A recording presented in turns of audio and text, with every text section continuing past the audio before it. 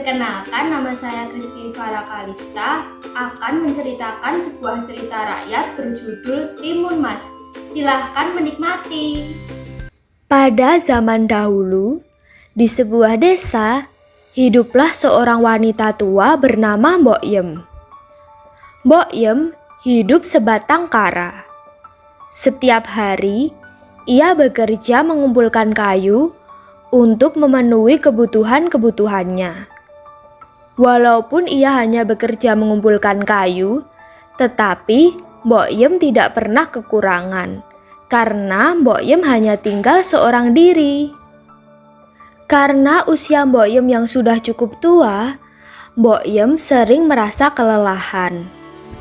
Pada suatu saat, ketika dia sedang mencari kayu di hutan, ia juga merasa kelelahan.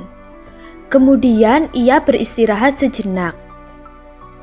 Ketika Mbok Yem sedang istirahat sejenak, Mbok Yem pun mulai membayangkan, jika saja Mbok Yem memiliki anak, pastilah anak tersebut akan merawat dia dan membantu dia sehingga Mbok Yem tidak merasa kesulitan. Setelah selesai beristirahat, Mbok Yem pun melanjutkan kegiatannya mencari kayu. Ketika sedang mencari kayu, tiba-tiba ia bertemu seorang raksasa yang sangat menyeramkan. Tubuh raksasa itu lebih tinggi dari pohon. Kulitnya penuh dengan bulu, dan di dalam mulutnya terdapat sepasang taring yang sangat tajam. Melihat raksasa yang datang menghampiri dia, Mbok Yem pun sangat ketakutan. Tubuhnya gemetaran melihat makhluk yang sangat besar itu. Kemudian raksasa itu berkata kepada Mbok Yem, "Hei perempuan tua, jangan takut. Aku tidak akan memakanmu. Dagingmu keras dan tidak enak. Aku datang ke sini untuk memakan anakmu. Di mana anakmu? Aku sudah lama tidak memakan daging manusia." Lalu Mbok Yem pun menjawab, "Maafkan aku raksasa, aku hidup sebatang kara. Aku tidak memiliki seorang anak." Setelah raksasa mengetahui bahwa Mbok Yem tidak memiliki anak, raksasa pun memberikan beberapa butir tanaman dan berkata, "Baiklah, jika kamu tidak memiliki seorang anak, aku akan memberikan sesuatu kepadamu.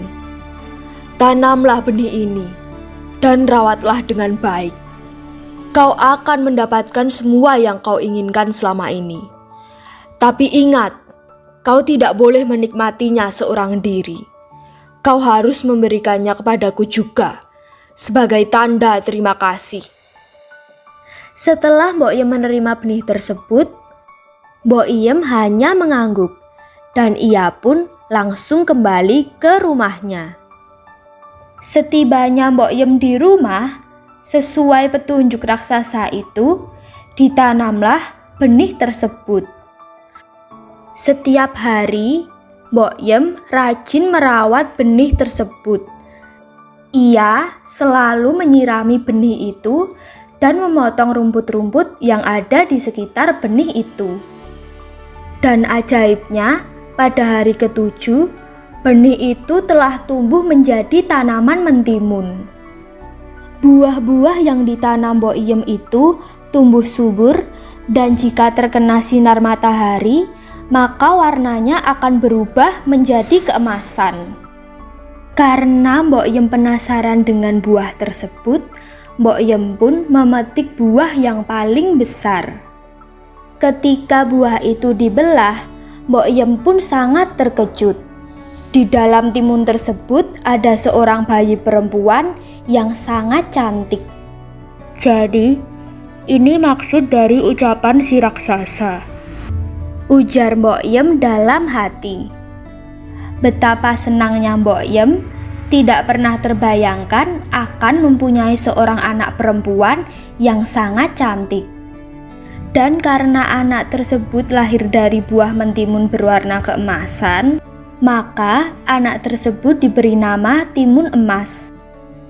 Keesokan harinya, Mbok Yem pun bertemu kembali dengan si raksasa di hutan, dan raksasa itu pun berkata, "Engkau sudah mendapatkan apa yang kau inginkan selama ini.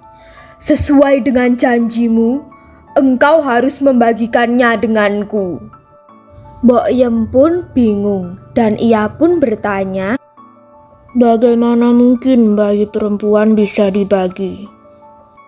Lalu raksasa itu pun menjawab, "Tidak usah bingung perempuan tua. Kau boleh memilikinya sampai usia 17 tahun. Selanjutnya anak itu akan menjadi santapanku."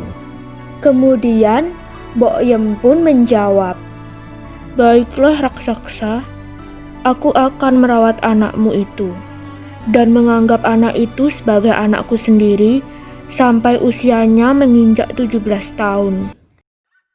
Timun Mas tumbuh menjadi seorang gadis yang sangat baik dan cantik jelita. Kulitnya kuning langsat dan tubuhnya tinggi semampai. Rambutnya pun hitam berkilau. Semakin hari, kecantikan Timun Mas semakin terlihat. Timun Mas juga sangat rajin membantu ibunya. Ia selalu menemani ibunya mencari kayu di hutan. Kebaikan hati Timun Mas membuat Mbok Yem merasa khawatir. Mbok Yem sangat menyayangi Timun Mas. Ia tidak rela jika Timun Mas menjadi santapan raksasa. Tahun demi tahun pun berganti. Kini Timun Mas sudah menginjak usia 17 tahun. Sudah waktunya bagi raksasa untuk mengambil Timun Mas dari Mbok Yem.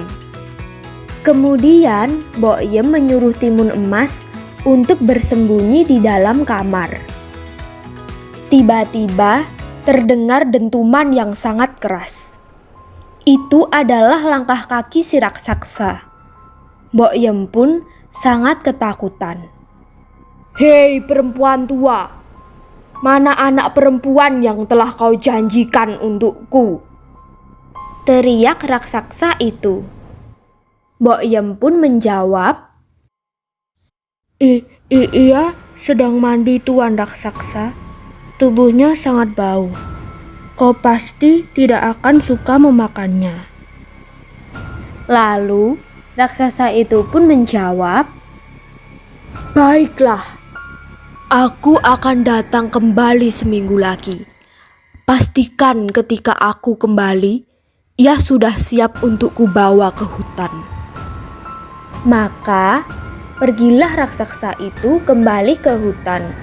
Namun setelah seminggu berlalu dan raksasa itu pun datang kembali, ibu dan anak ini tetap tidak mau berpisah. Maka murkalah raksasa.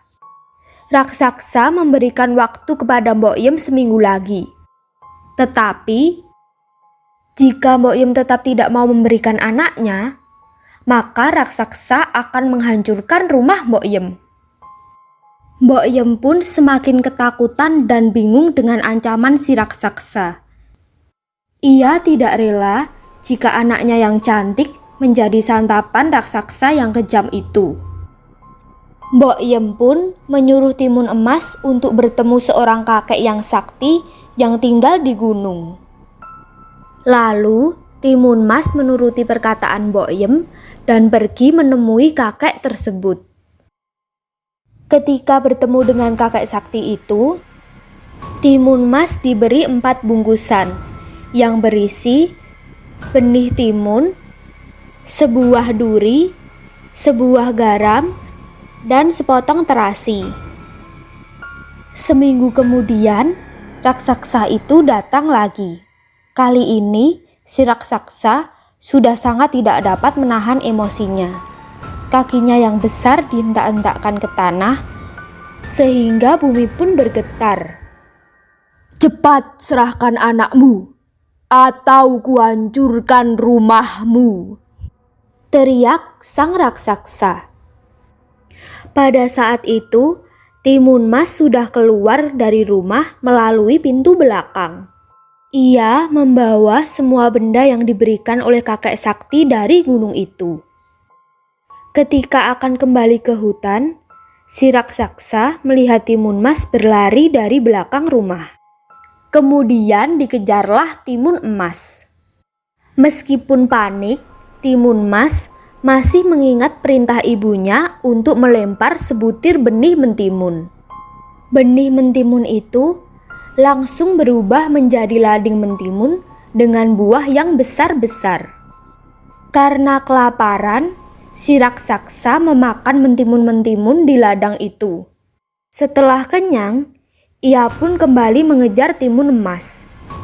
Ketika si raksasa sudah dekat, Timun Mas pun melempar sebuah duri, dan duri itu pun berubah menjadi sebuah hutan bambu. Hutan bambu itu memperlambat jalan raksasa. Tubuhnya menjadi penuh dengan luka karena tertusuk dengan batang bambu. Namun, raksasa itu tidak pernah menyerah. Ia tetap mengejar mangsanya. Kali ini, Timun Mas melempar sebutir garam. Garam itu berubah menjadi sebuah lautan yang luas. Raksasa itu harus berenang untuk mengejar Timun Mas. Tetapi ia berhasil. Walaupun berhasil, tubuhnya juga sudah sangat lelah. Raksasa terus mengejar Timun Mas meskipun sudah kelelahan. Kemudian Timun Mas melempar sepotong terasi. Kali ini, terasi tersebut berubah menjadi lumpur hisap. Raksasa itu berteriak minta tolong ketika tubuhnya terhisap lumpur. Tubuh raksasa yang besar sudah tidak mampu melawan hisapan lumpur karena kelelahan. Ia pun tewas terhisap lumpur. Maka, tamatlah riwayat raksasa jahat itu. Setelah bebas dari raksasa jahat itu, kehidupan Timun Mas dan Boyem menjadi semakin membaik. Jadi, amanat yang dapat diambil dari cerita Timun Mas adalah jangan pantang menyerah ketika menghadapi suatu masalah. Seperti Timun Mas yang tidak pantang menyerah ketika menghadapi raksasa, sehingga raksasa pun akhirnya dapat terkalahkan. Sekian cerita hari ini, terima kasih.